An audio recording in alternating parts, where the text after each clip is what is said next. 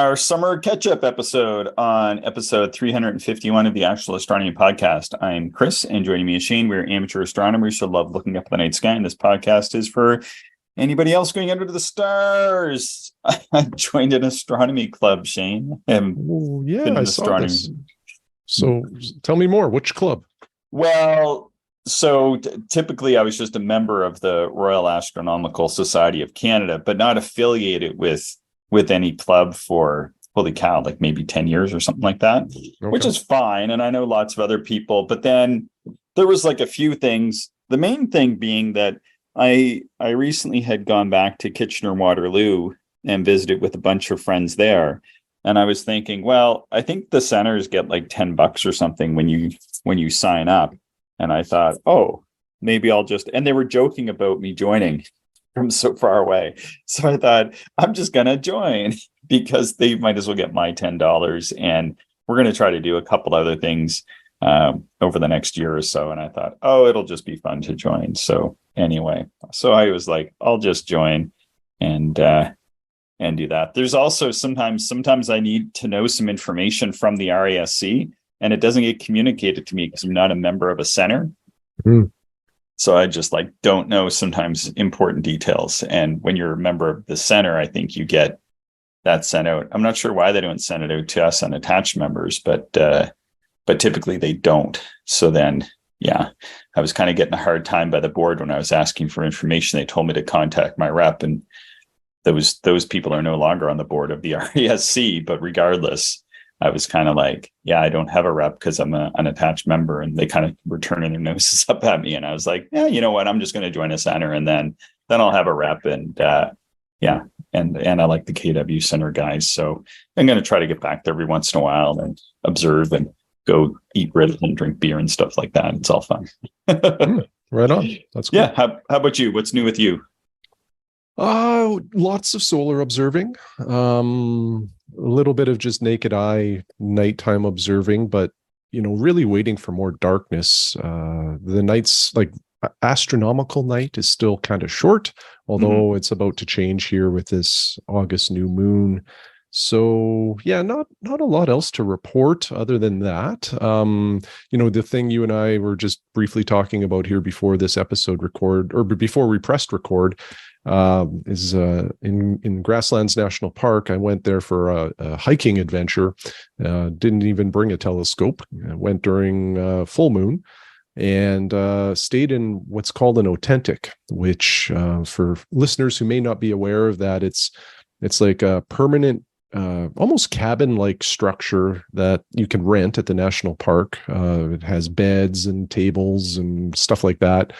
And it's kind of a unique design. It's an A-frame, but the roof is like this heavy-duty canvas that is, I think, used. I think the Army uses it here actually in Canada as like when they're setting up headquarters or operations all over the place. They can deploy these things quite quickly. And anyway, I stayed in one, and it was a really good experience. And what I really liked about it is I think it will facilitate an afternoon nap, which, for astronomers, that might be one of the most important things on an astronomy weekend next to good weather, is the ability to sleep during the day, because you're up all night.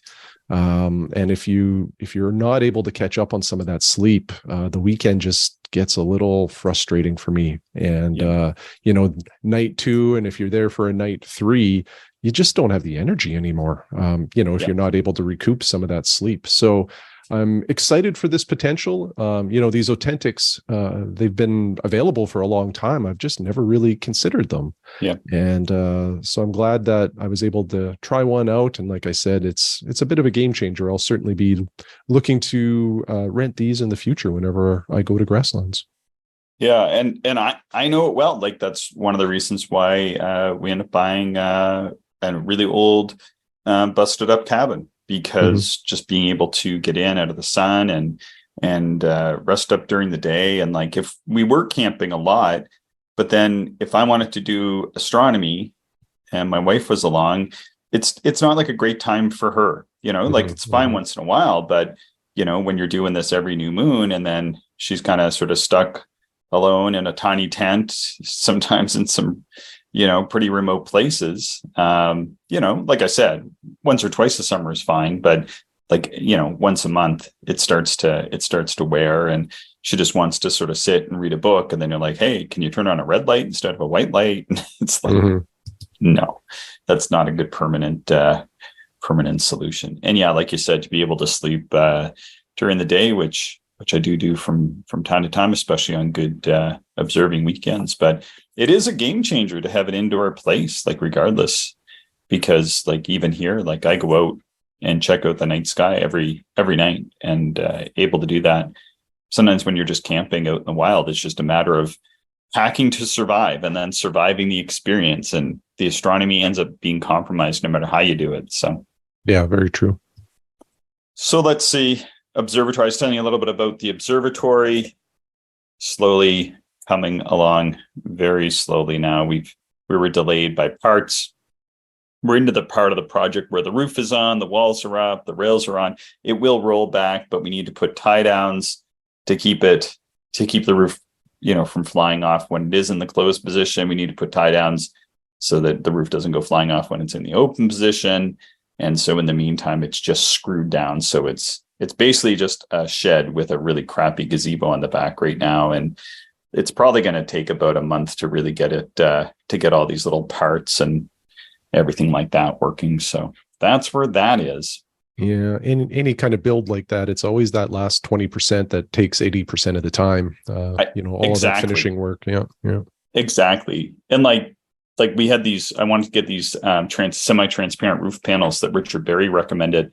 And we got the panels, we got the screws, but there's like these palerins or whatever they're called to connect the panels to the roof frame, and couldn't get them, had to go to the States, had to order them. My order was all messed up. Ended up getting them for free, but they took instead of 2 days, they took 2 weeks or close to it. So I got those, and then they got the roof on, and then there's some finicky work that needs to be done with the roof. Need to put the pier in, need to finish putting the pier in, need to put the mount in, need to put the windows in, need to put the door secured on. The door is on, but there's no doorknob or anything. Need to run power to it, need to paint it. It's just each of those things is like days of work. That's where we are. Well, I'm excited to christen that thing once it's done, and do some observing there. I think that'll be awesome. Yeah, I think it will be.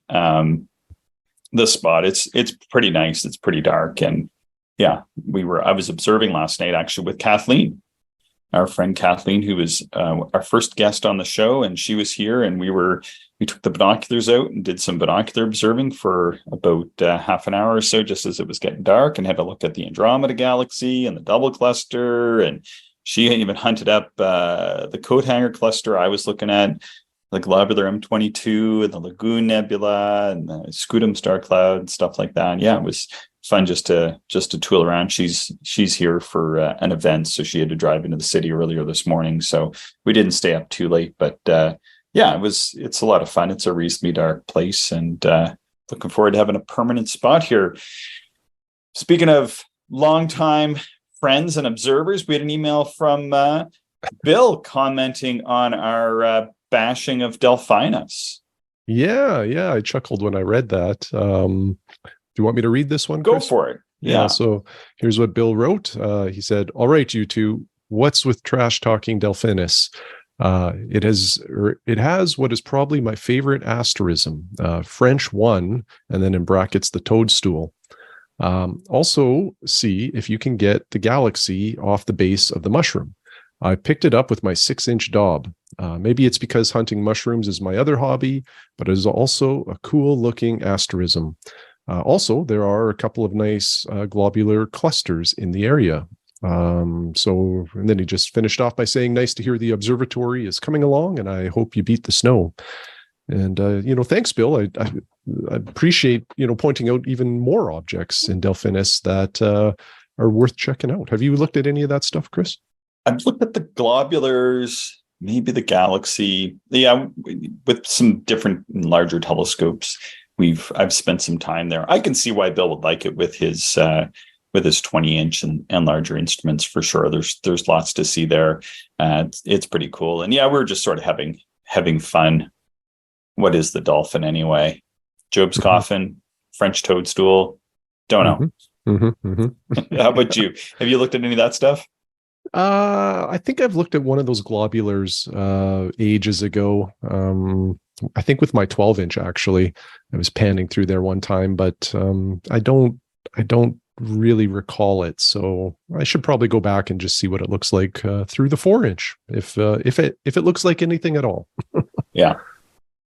I'm deep into the calendar. We just have one section to do as I was writing up these notes, and they've been working on the podcast makes for a nice procrastination project when I should be finishing up that calendar. This year I had all new imagers, even some who listen to the show. So appreciate people's contributions. It's been a lot of fun.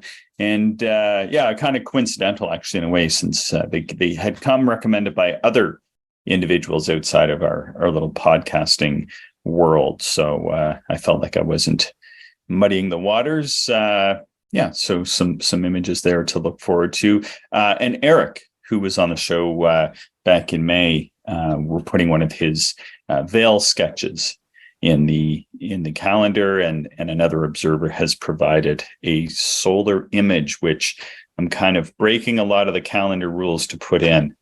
So more on that later. It's a lot of work so far. I got about, I think, like 320 hours into the calendar. So more to come.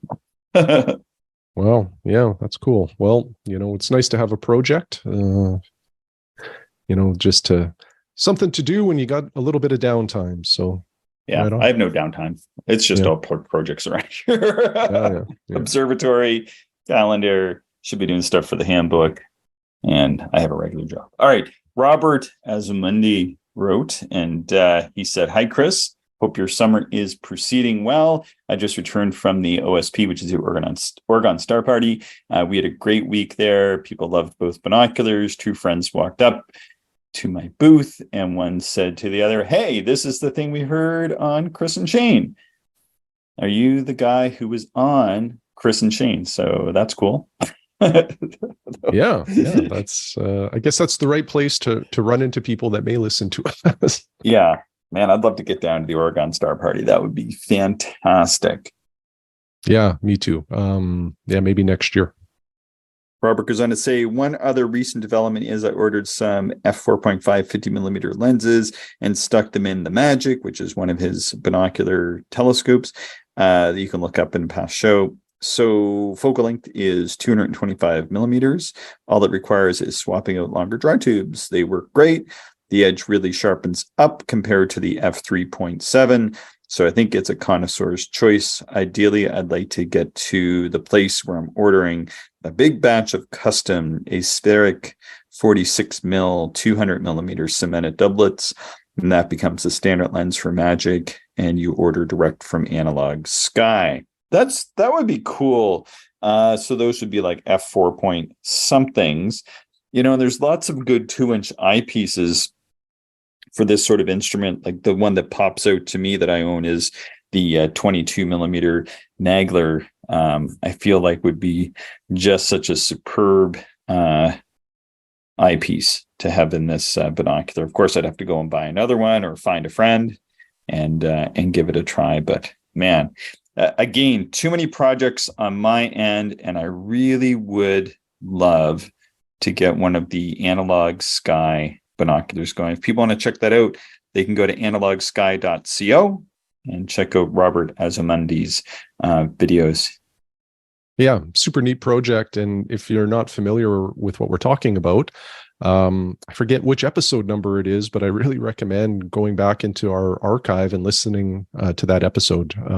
Robert does a great job to explain all of the features or capabilities of these binoculars that he's designing that anybody can purchase the plans for. And if you have access to a 3D printer, you print out kind of the casing and all of the parts, and then you put this thing together and you end up with your own binoscope that has, again, some really neat features that I think is going to make these extremely usable. That's a great explanation. While you were doing that, I looked it up. Episode 321, 321. Boom. Binocular printing. 3D binoculars, 3D printing binoculars with Analog Sky's Robert Asamundi.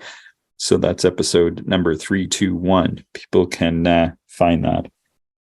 That's a pretty good episode number for 3D printing binoculars. Well, we'll never forget it now. Well, 3 for 3D, 2 for 2 eyes, 2 lenses, and 1 for Analog Sky. Yeah, Worked out well. Had an email here from Alejandro. Do you want to give that one a read? Yeah. So he said, "Hi, Chris and Shane. It's been a while since I've sent you an email. I've been listening to the podcast, though. The short episodes with Daniel Andreasen have been great, and I enjoyed the episode with Jerry Oltian as well. Anyhow, I've been experimenting and testing gears, so let's dive in. My 10-inch scope had some issues, which turned out to be pinched optics. The stars were pointy and hard to focus to a point of light. The people on one of the Facebook groups I'm in helped. I loosened the mirror clips, and the scope is now in great shape. It's a beast. I've sold a couple of eyepieces I wasn't really using and got a few more, selling stuff to get more stuff. I can relate. Welcome to the show. Yeah, exactly. He goes on to say that he sold my GSO 2-inch SuperView 30mm eyepiece and a set of 3 Agena 1.25" SWAs. There was a 20mm, a 15, and a 10. I had the SWAs for a little while, but found out I prefer Plossels. Recently, I bought a Teleview 18.2mm D-Lite.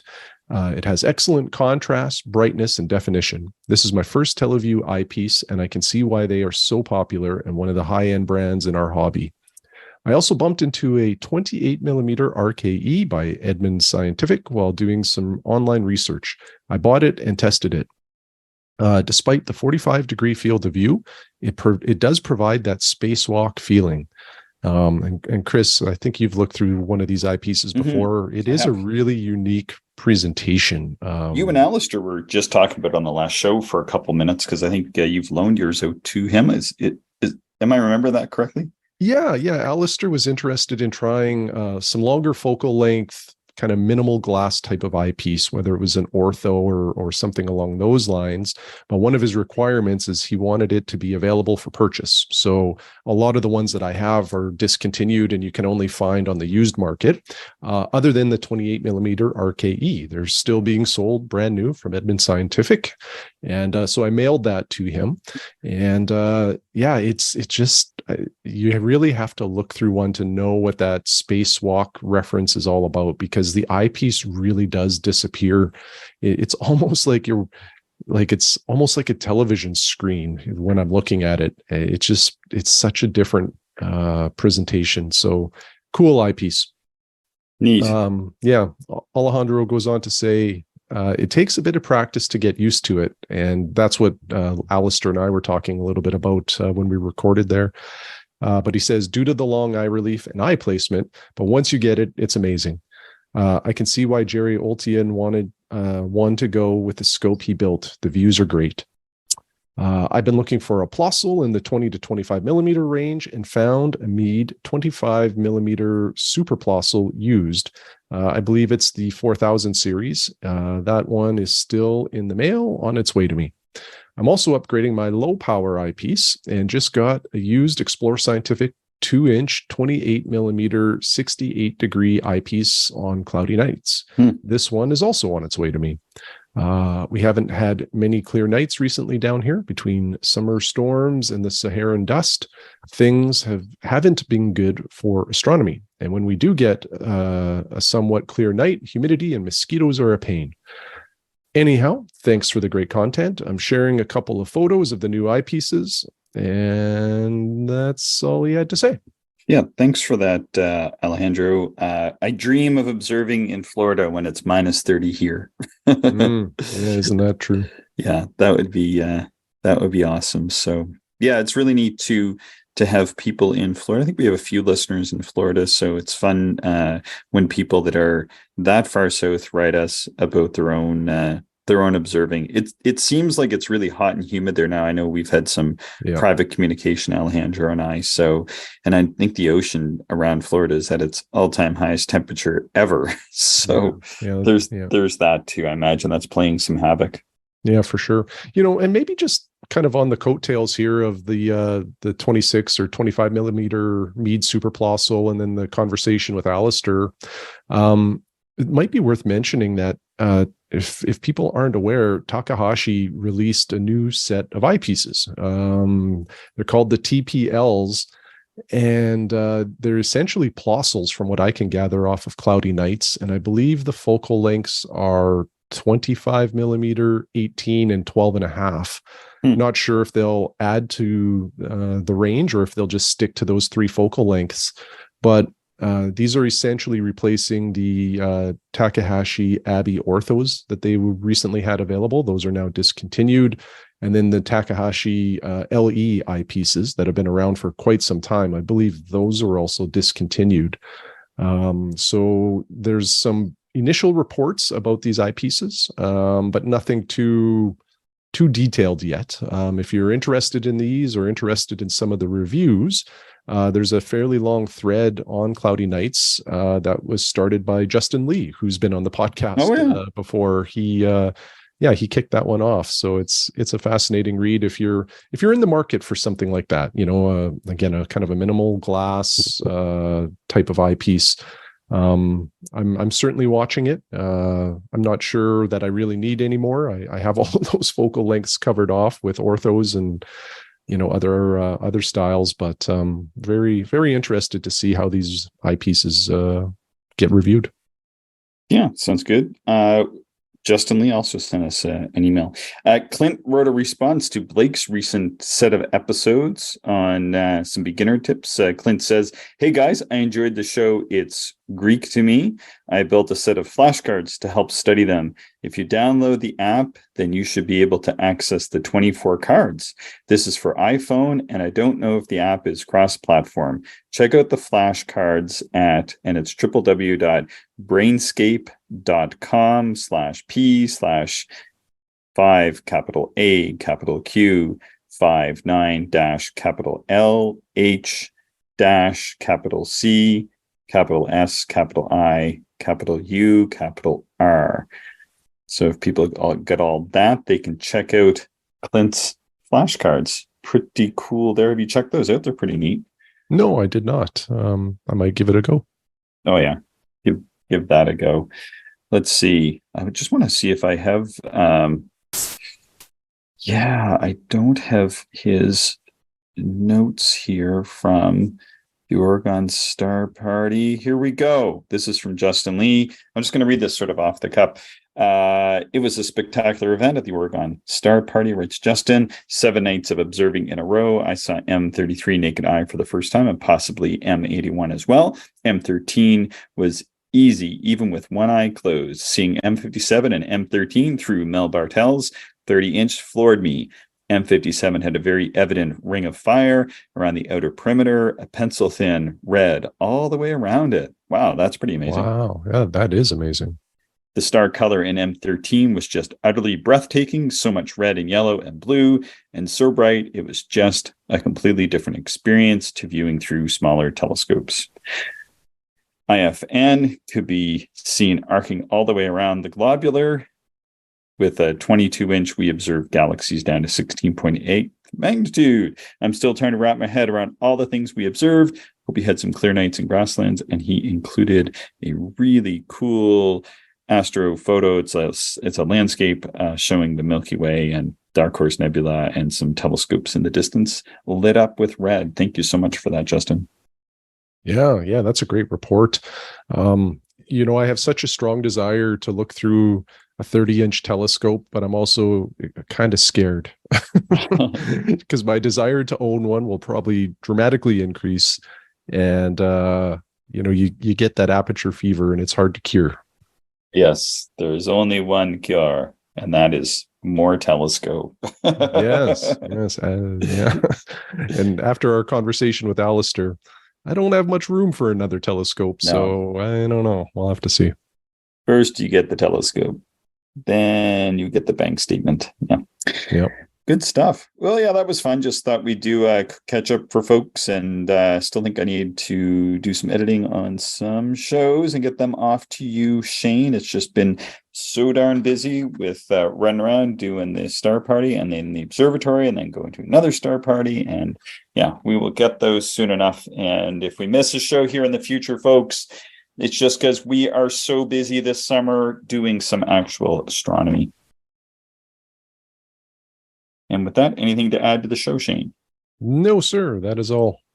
Your listeners, please subscribe and do us the favor and share the show with other stargazers you know. You can always send us show ideas, observations, and any questions to actualastronomy@gmail.com. Thanks for listening, everybody. Thank you, everyone, for listening, and we hope you enjoyed the show. If you are interested in more information, would like to contact us, or if you would like to support the podcast, check out our website, actualastronomy.com.